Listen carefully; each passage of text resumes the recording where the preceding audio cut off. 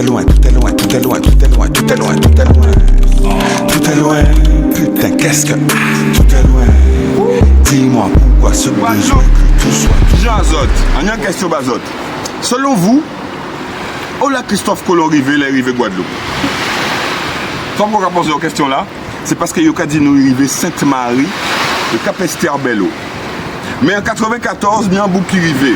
Le premier conservateur du musée Edgar Auclair, M. Jean Petit-Goudet, monsieur vient proposer notre hypothèse. C'est pour dire que le premier là, c'est une hypothèse, vous comprenez? Il proposait que c'est la pointe bachue que ça fait. Sauf la pointe bachue hier, Petit bourg.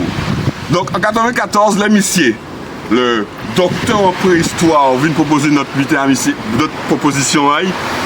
Mais Petit bourg lançait des gros travaux d'aménagement du littoral. Et je construis en marina. Si influence amitié. Parce qu'il propose une hypothèse qui est Christophe Colomb arrivé Petit bourg. Vous voyez là. Moi, je dis que là, on trouvé le plus grand port commercial et militaire de la ville du Boule. Ils n'ont pas occupé des mois. Vous comprenez? Parce qu'il n'y a pas blanc. Mais ma question, est-ce que ce cas quoi version là ça?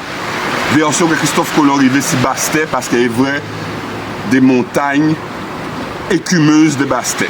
Donc, il y a un petit passage en livre de Nathan, l'histoire des Antilles. Et ben, d'autres cas Christophe Colomb a dit. Kayoka dit, qu'il dit. En passant devant Dominica, on avait observé des huttes dispersées et des hommes. Mais la seconde île, la Marie-Galante, paraissait tout à fait inhabitée.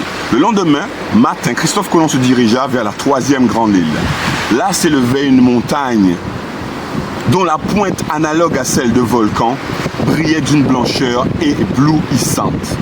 Je répète, là s'élevait une montagne dont la pointe analogue à celle de volcan brillait d'une blancheur éblouissante.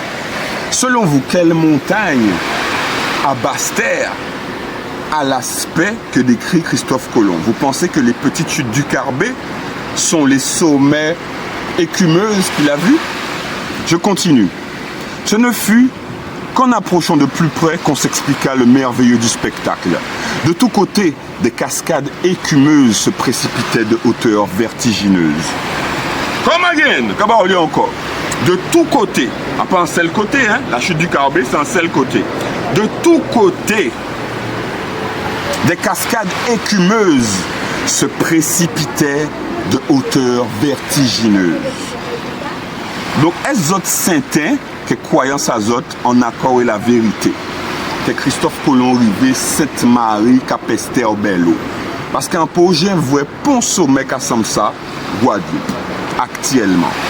Donc, fin à l'histoire là, il a dit que Christophe Colomb décida de jeter l'ancre devant cette île afin d'accorder quelques repos à son équipage fatigué par les épreuves du voyage et de la vue de la terre ferme qui les enchantait. Il donna à l'île de Kaloukaïra le nom de, alors reconnaître là, Guadeloupe. Allez nous crier Guada. Donc ma question initiale c'est, pensez-vous véritablement que Christophe Colomb, en arrivant de l'Atlantique, en longeant Marie-Galante, était jusqu'à Cap-Esther-Bello ou à Petit bourg accosté? Cogitez si ça. Et n'hésitez pas à liker, à commenter, à soutenir. On a toujours notre cagnotte et on prépare une expo. Donc, plus qu'on aura des sous, plus d'images on vous présentera. J'attends de lire vos réponses. La suite, les réponses, je vous les présenterai lors de l'exposition. Si ya le veut bien.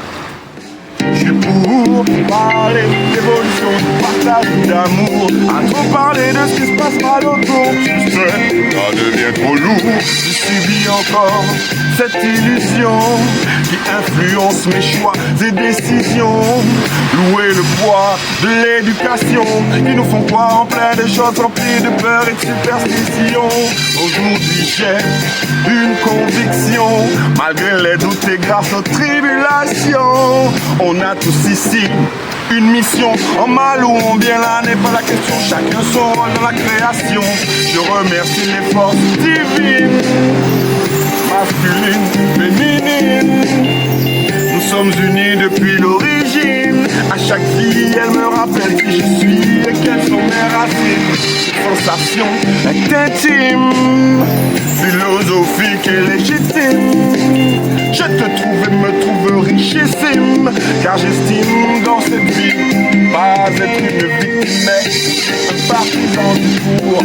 Au lieu d'être contre, je suis pour, même si certains préfèrent parler du mal à alentour. Je respecte, mais je répète, je suis pour changer de discours. Un partisan du pour, au lieu d'être contre. Je suis pour parler d'évolution, de partage ou d'amour. À trop parler de ce qui se passe mal autour, tu sais, ça devient trop lourd. Tu veux la suite?